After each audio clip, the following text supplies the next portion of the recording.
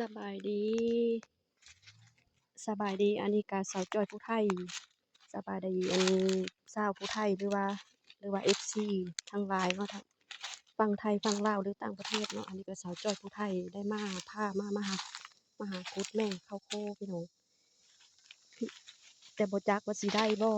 อย่าลืมกดติดตามสาวจ้อยผู้ไทยไว้เด้อเพื่อสิพามาหาแม่งข้าวโพคันภาษาพื้นบ้านเพิ่นก็เว้าว่าแม่งขนุนเนาะ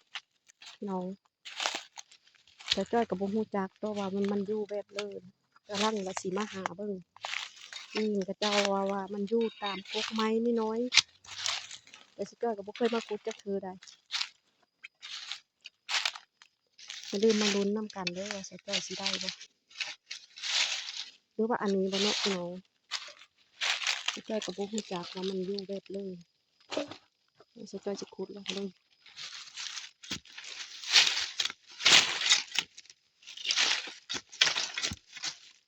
แม่นบ่เนาะ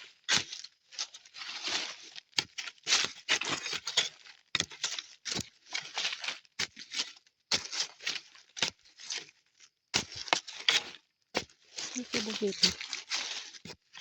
โอ้ยแม่นนั่นแหละพี่น้องมันอยู่แบบนี้สิจ้อยก็บ่เคยรู้จักเลยจนได้ซักตัวมันคือบ่ง่ายซั่นน่ะตัวมันบ่ง่าย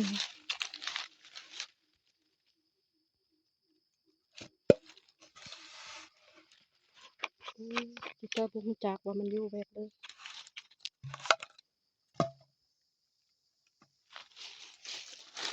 อันนี้ก็คือสิแม่นนะพี่น้องเห็นขุยมันน้อยๆน้อยๆนะเพิ่นขุดลงมา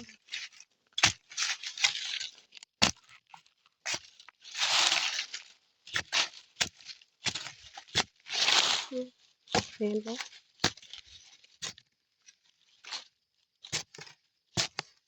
แม่นบ่เนาะมันคือบ่มี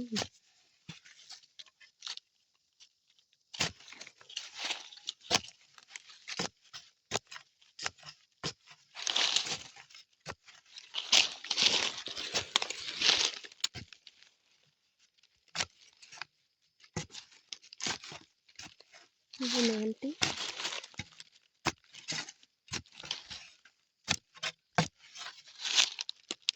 สงสัยสิบ่แม่น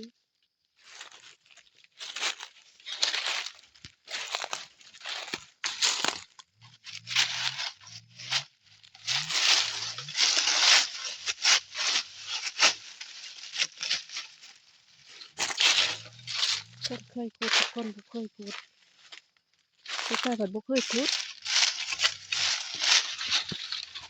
คนผู้เคยขุดก็ได้แหละได้แล้วแหละเห็นเพิ่นมื้อนั้นขุดไปได้เป็น100 200สบายดีพี่น้องบ่รู้นะจะจ้อยมาหากินมื้อนี้น้ำหมานเลย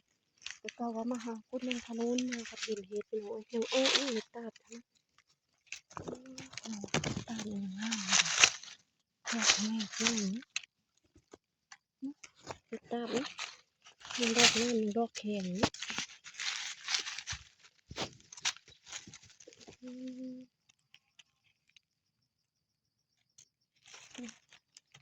คือว่าคือว่ามันย่าอ้อแล้วได้มันอ้อได้หลายมื้อแล้วมันอ้ออยู่ดอกงามยังงามอยู่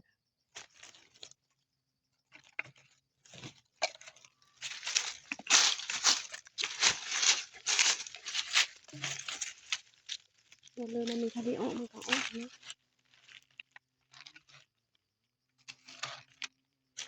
ได้บ่ล่ะเนาะ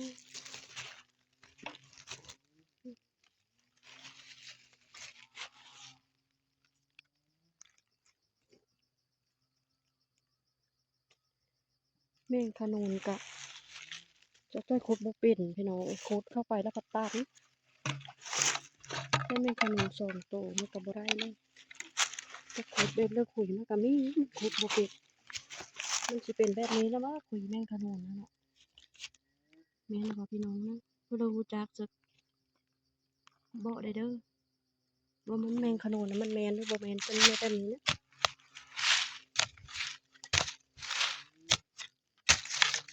กดติดตามบ่จะจอยได้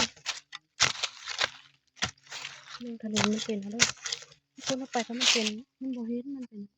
จะจอยกูบ่เป็นคนเอาไปกับตันบางเธอก็บ่เห็นโตมันซ้ำ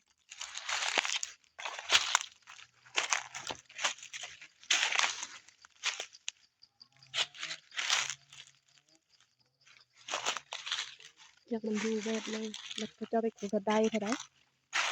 ได้เท่าไหร่นะ200-300พี่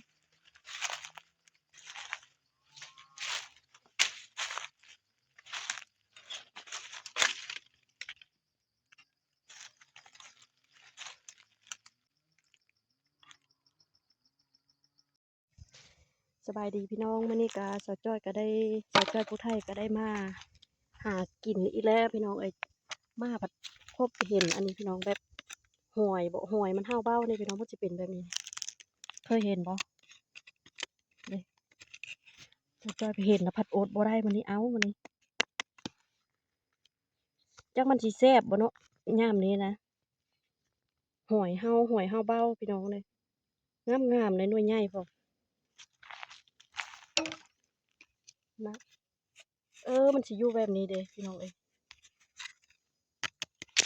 หน่วยใหญ่ๆมันก็แซ่บอยู่เด้อเนาะมันก็แซ่บถ้าเบิ่งมาแกงก็ได้หลายเติบอยู่ได้ละเด้มาเห็นผัดบ่เอาผัดเอามาแกงลองเบิ่งว่ามันแซ่บบ่